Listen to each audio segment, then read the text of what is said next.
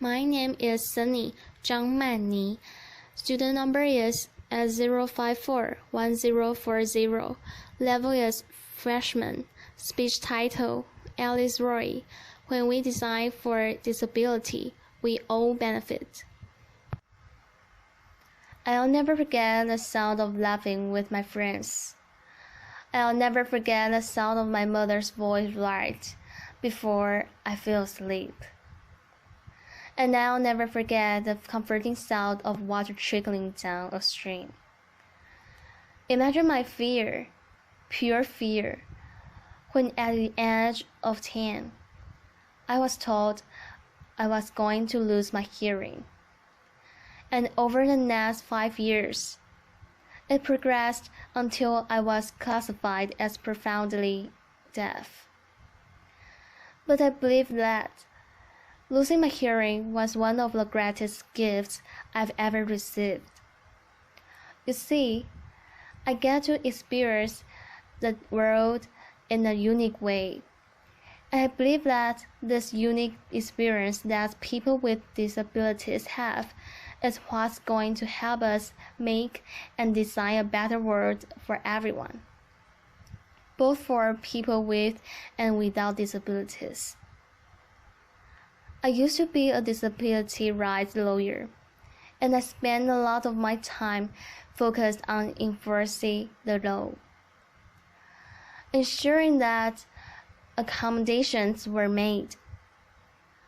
And then I had to quickly learn international policy, because I was asked to work on the UN Convention that protects people with disabilities. As the leader of the NGO there, I spent most of my energy trying to convince people about the capabilities of people with disabilities. But somewhere along the way, and after many career transitions that my parents weren't so happy about, laughter, I stumbled upon a solution that I believe may be an even more powerful tool to solve some of the world's greatest problems, disability or not. And that tool is called design thinking. Design thinking is a process for innovation and problem solving. There are 5 steps. The first is defining the problem and understanding its constraints. The second is observing people in real-life situations and empathizing with them. Third, throwing out hundreds of ideas. The more the better, the wider the better. Fourth, prototyping. Gathering whatever you can find, to mimic your solution, to test it, and to refine it. And finally, implementation. Ensuring that the solution you came up with is sustainable. Wallenberg says that design thinking teaches us to look sideways, to reframe, to refine, to experiment. And probably most importantly, ask those stupid questions. Design thinkers believe that everyone is creative. They believe in bringing people from multiple disciplines together, because they want to share multiple perspectives and bring them together and ultimately merge them to form something new. Design thinking is such a successful and versatile tool that it has been applied in almost every industry. I saw the potential that it had for the issues I faced. So I decided to go back to school and get my master's in social design. This looks at how to use design to create positive change in the world. While I was there, I fell in love with woodworking. But what I quickly realized was that I was missing out on something. As you're working with a tool, right before it's about to kick back at you, which means the piece or the tool jumps back at you. It makes a sound, and I couldn't hear this sound, so I decided, why not try and solve it?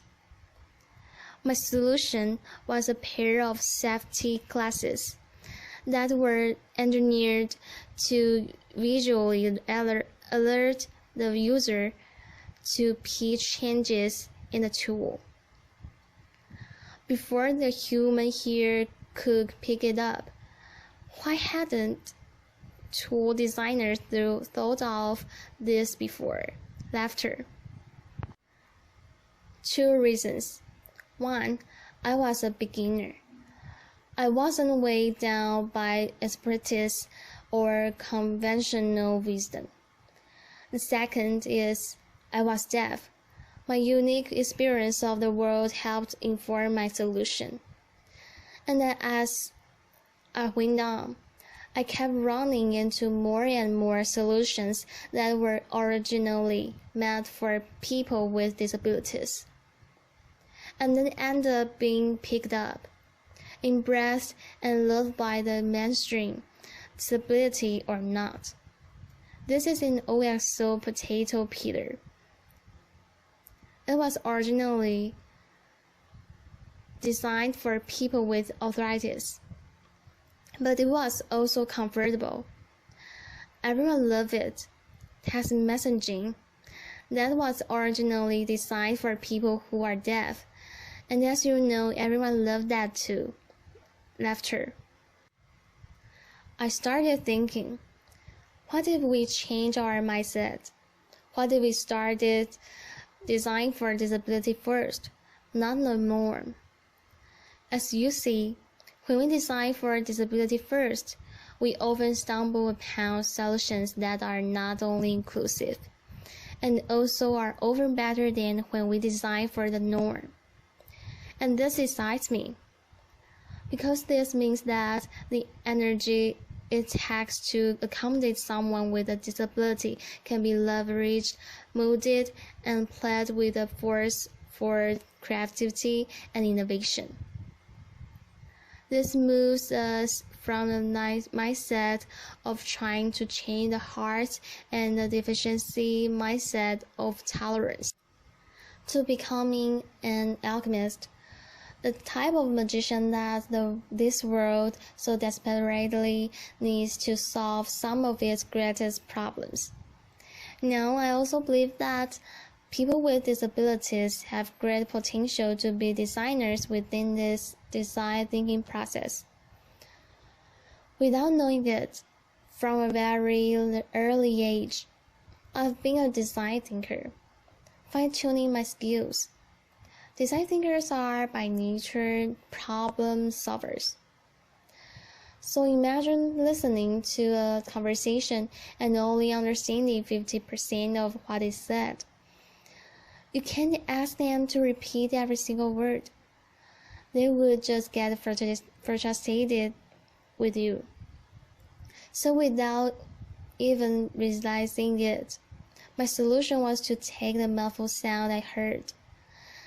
That was the beat, and it turned into a rhythm and place it with the lips I read. Years later, some commented that my writing had a rhythm to it. Well, this is because I experienced conversations as rhythms. I also become really, really good at failing. Laughter. Quite literally. My first semester in Spanish, I got a D. But what I learned was that when I picked myself up and changed a few things around, eventually I succeeded. Similarly, design thinking encourages people to fail and fail often, because eventually you will succeed. Very few great innovations in this world have become from someone succeeding on the first try. I also experienced this lesson in sports. I'll never forget my coach saying to my mom, if she just didn't have her hearing loss, she would be on the national team. But what my coach, and what I didn't even know at the time, was that my hearing loss actually helped me excel at sports. You see, when you lose your hearing, not only do you adapt your behavior, but you have to adapt your physical senses. One example of this is that my visual attention span increased. Imagine a soccer player coming down the left flank. Imagine being goalkeeper like I was, and the ball is coming down the left flank. A person with normal hearing would have the visual perspective of this. I had the benefit of the spectrum this wide. So I picked up the players over here and were moving about the coming down the field. And I picked them up quicker, so that if the ball was paced, I could reposition myself and be ready for the shot. So as you can see, I've been a design thinker for nearly all my life. My observation skills have been honed so that I pick up on things that others would never pick up on. My constant need to adapt has made me a great ideator and problem solver.